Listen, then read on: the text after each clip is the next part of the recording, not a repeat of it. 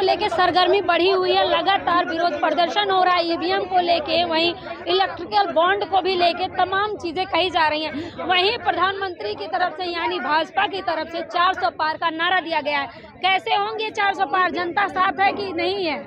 देखिए, जनता साथ नहीं है और 400 पार इन्होंने बोल तो दिया है, लेकिन इनकी गले की फांस बन चुका है।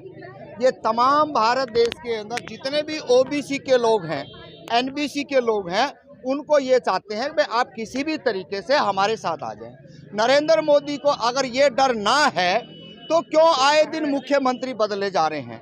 क्यों आए दिन विधायक एमपी जो उनके वो दूसरे पार्टियों से खरीद के लेके आ रहे हैं? इससे साफ पता चलता है कि 400 का इन्होंने बोल तो दिया है, लेकिन ये 400 पार कहीं नहीं जा सकते। ओबीसी समाज भारत देश के अंदर सबसे ज्यादा आबादी है।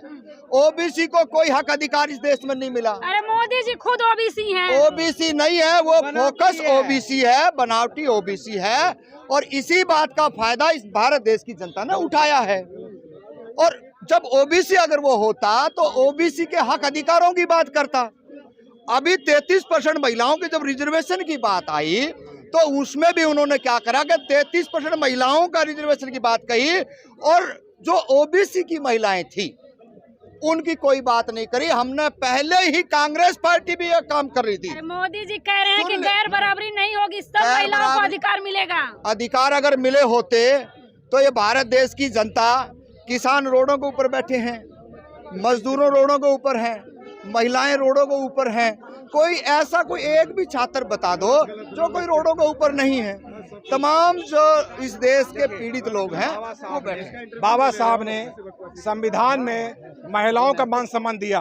पूरे भारत के नागरिक एक हैं, चाहे मिस्त्रानी का बेटा हो या रानी का बेटा हो, सभी जो है एक नागरिक है। ये बाबा साहब ने दिया। तो ये आरएसएस से मोदी को नागरिकता देने वाला, जो हमारे पास आधार कार्ड है, बिजली बिल है, राशन कार्ड है, वोटर कार्ड है, बैंक अकाउंट है, हरा कार्ड है, नीला कार्ड है, ब्लू कार्ड है, आप बोलते नागरिकता मैं दूंगा। नागरिकता तो बाबा साहब ने दिया कि पूरे भारत 140 करोड़ का।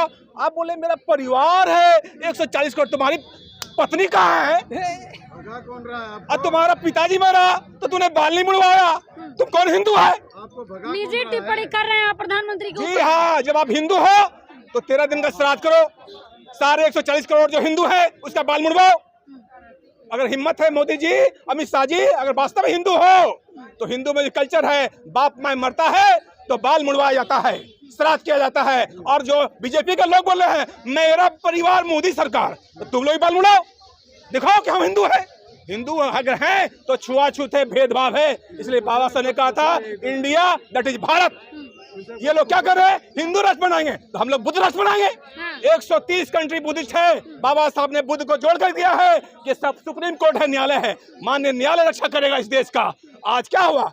आज विधायक खरीद बिक्री हो रहा है, हजारों करोड़ में विधायक बिक रहा है। सीबीआई, ईडी, इनकम टैक्स को भेजा जा रहा है, नोटिस भेजा जा रहा है। आज नीतीश कुमार जी बिहार के मुख्यमंत्री हैं, कलकत्ता का ममता बनर्जी है, वहाँ पे एनसीपी है, शरद पवार जी है, सारे विधायक का हॉर्स ट्रेडिंग हो रहा है, खरीद बिक्री हो रहा है। ये जीत नहीं सकता है। आप बताइए ना, वो कह रहे हैं कि ईडी सीबीआई बिक चुकी है, जवाब दीजिए। नहीं, ऐसा ना कि बिक चुकी नहीं है, ईडी सीबीआई कोई बिक नहीं है। देखिए कह रहे हैं ईडी सीबीआई नहीं बिकी है। आप जब ईडी सीबीआई बिकने रही है तो गिरिराज सिंह के 70 करोड़ पे लिख कहाँ से लाया? क्या कमाता, क्या सोर्स है? What are the source of income Giriraj Singh honourable MP in parliament? आप जवाब दीजिएगा। ऐसा है, ऐसा ये सामान्य आदमी इनके छोटा मोटा मीडिया। मैडम सुनिए ध्यान से बात को बड़े अच्छे से। मैडम बड़ा आसान है इस तरह की भाषणबाजी करना, एजुकेशन लगाना। ये इस तरह से बात कर पा रहे हैं क्योंकि देश के अंदर ऐसा प्रधानमंत्री बैठा है जिसके कारण ये ऐसी बात कर पा रहे हैं। जिस तरह की बदमाशी कर रहे हैं ये इनका, तो इनके ऊपर क्या धाराएं बनती हैं ये बदमाशी करने? मैडम देखिए, फर्स्ट ऑफ ऑल किसी को भी 1% राइट नहीं है कि आपकी स्टेट के मिनिस्टर्स, आपकी गवर्नमेंट के बारे में इस तरह के अपशब्द कहे जाए, फ्रैंकली स्पीकिंग। और अगर कोई भी इस तरह की बात करता है एज ए रिपोर्टर, आपको भी आपत्ति एकदम से करनी चाहिए। Sir madam it's not acceptable. सुनिए काउंटर क्वेश्चन मैं करूंगी, मैं काउंटर क्वेश्चन करूंगी, लेकिन ऐसा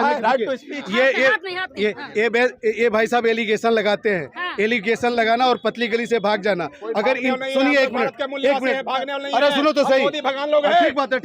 भागते नहीं है तो आप ऐसा करो, आपको पता है कि फलाना भ्रष्ट है, मोदी चोर है, सलाह आप एक अरे सुनिए तो एफिडेविट देके एक एफिडेविट सुनो, वही मैं कह रहा हूँ कि अगर सुनिए, मैं न्यायपालिका से सवाल उठाता हूँ, अभी टिकट भी नहीं बटा है, अभी 540 MP का टिकट नहीं बटा है। आपको पता है कि आदमी राम चोर किया, मंदिर बन गया है, अब क्या दिक्कत है?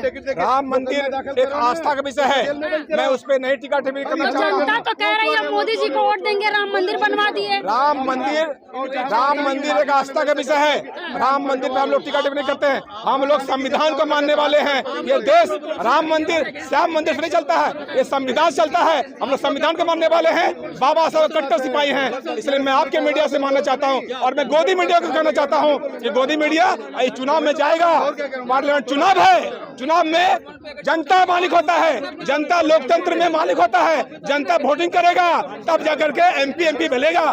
तो इसलिए आपके माध्यम से मोदी जी भी तो संविधान को मानते हैं। करने से कुछ नहीं होगा।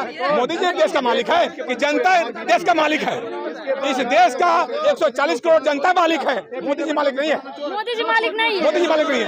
इस पूरा देश परिवार का बताते हैं। 140 करोड़ जनता मालिक है, मोदी मालिक नहीं है। मोदी जी परिवार बताते हैं, कह रहे हैं कि देशवासी परिवार हैं। नहीं, हम लोग ठीक है। तो क्या लग रहा है कि किसकी वापसी होगी 24 चुनाव में? देखिए, ये लोकतंत्र है, सारे पार्टी के लोग पार्लियामेंट जाएंगे, चुनाव आयोग बैठे हुए हैं, माननीय उच्च न्यायालय, माननीय सुप्रीम कोर्ट जो है वो जस्टिस कर रहे हैं, देख रहे हैं। अभी जो है हाईटेक युग आ गया है, अब जब आप नाव में चलते थे अब प्लेन पे चल रहे हो। इसलिए भारत को बचाने के लिए मैं भारत की जनता से अपील करना चाहता हूँ कि आप भारत को बचाने के लिए, संविधान को बचाने के लिए आप एक साथ खड़े हो जाओ। तो देश सुरक्षित हाथों में तो है, देश सुरक्षित हाथों में रहता तो आज आर्मी जवान मारे न जाते, आज आर्मी के जवान मारे न जाते। आज क्या हुआ गुजरात में, आज क्या हुआ जम्मू कश्मीर में? 130 आर्मी के जवान मारे गए, उसको मरवाया गया और कहा कि पाकिस्तान ने मार दिया। कौन मरवाया? मरवाया गया, उस जवान निर्दोष को मरवाया गया, 140 करोड़ फौजी को मरवाया गया कि भाई इसको पाकिस्तानी ने मारा।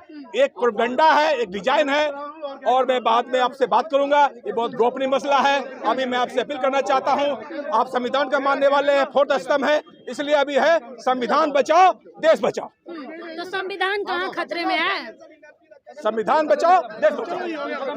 आप देख सकते हैं 24 चुनाव को लेके तमाम लोग प्रदर्शन कर रहे थे, EVM को लेके खास तौर पे प्रदर्शन था।